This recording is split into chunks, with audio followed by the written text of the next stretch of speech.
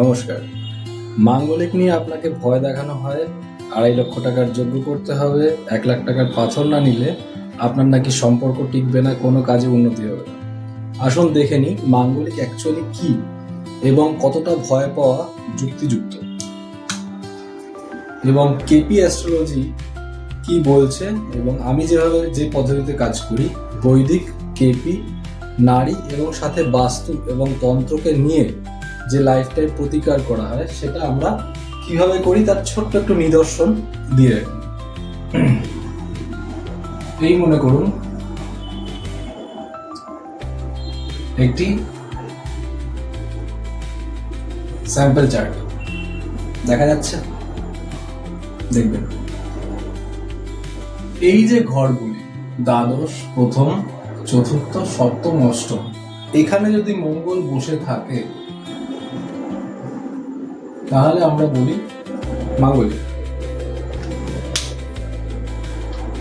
একটা কনসিডারেশন নিচ্ছি, মনে করুন দ্বাদশে বসে আছে মঙ্গল, আপনি মাঙ্গলিক, নো ডাউট অ্যাবাউট দ্যাট।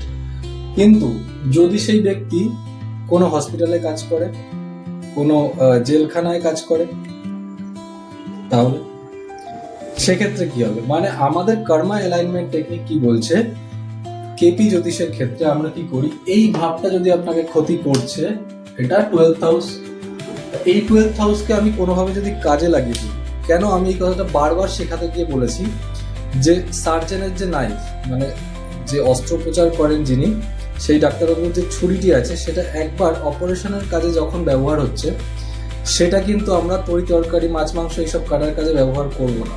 ঠিক সেই রকমই জ্যোতিষ কি বলছে, বিশেষ করে কেপি অ্যাস্ট্রোলজিতে বলছে, যদি আমি এই ভাবটিকে একবার ব্যবহার করে ফেলি, মানে সেই ব্যক্তিটি কাজ করছে হসপিটালে, ইনভেস্টমেন্ট যে সমস্ত সংস্থা করে সেখানে কাজ করছে, বা মানুষকে পথ দেখান ইনভেস্টমেন্ট করতে, হসপিটালে কাজ করেন, হসপিটাল সম্পর্কে কোনো কনসালটেন্সি দেন, যে কোনোভাবে যুক্ত আছেন হসপিটালে, তাহলে কিন্তু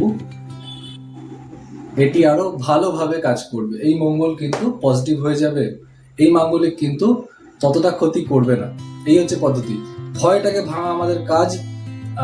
একটা বিষয় যেটা হচ্ছে জ্যোতিষশাস্ত্র এবং বাস্তুশাস্ত্রের পিছনে লুকিয়ে থাকা যে বিজ্ঞান, যে সায়েন্স, সেইটিকে আপনাদের সামনে তুলে ধরা এবং দৈনন্দিন জীবনে সেটি কি করে আমার আপনার দিনটাকে ভালো করবে, আমাদের কাজকে সহজ করবে, আরো বেশি অর্থ উপার্জন এবং সুখী গৃহকোণ তৈরি করতে সাহায্য করবে, আমরা ভালো থাকবো আলটিমেটলি, সেটাই আমাদের লক্ষ্য। এই মিশন ও ভিশনে আপনার কিন্তু থাকা একান্তই কাম্য, আমরা কামনা করি। হ্যাঁ, মাঝখানে বেশ একটা মাস গ্যাপ গেছিল, এর জন্য আমি খুবই অনুতপ্ত, যাই বলুন খুবই দুঃখিত, ক্ষমা করবেন এবং চেষ্টা করুন আমাদের এই মিশন ভিশনে পাশে থাকার। আপনার অংশ নেওয়া এটা আমাদের জন্য খুবই ভালো হবে, আপনাদের আশীর্বাদ আমরা পেতে চাই এবং আমরা ভাঙতে চাইছি এই সমস্যাগুলো, যেগুলো মানুষ আপনাদের মনের মধ্যে ঢুকিয়ে দিয়ে ভয় সৃষ্টি করে এবং সেখান থেকে ব্যবসা করার যে চেষ্টা করছে, সেটাকে আমরা ভাঙতে চাইছি। ভিডিওটিতে এত এডিট করব না, একটু র রাখার চেষ্টা করছি। অ্যাকচুয়ালি আমি মনের মধ্যে যা ভাবি, যা চিন্তা রাখি, সেইগুলোকে আপনাদের মাধ্যমে এবং আপনাদের মনে ছড়িয়ে দেওয়া, আলোকে ছড়িয়ে দেওয়াই আমার উদ্দেশ্য। নমস্কার। সাবস্ক্রাইব করবেন, বন্ধু বান্ধবদের চেষ্টা করবেন শেয়ার করার। ভালো থাকবেন, ভালো রাখবেন, আপনার জীবন হয়ে উঠুক সর্বাঙ্গীন সুন্দর। নমস্কার।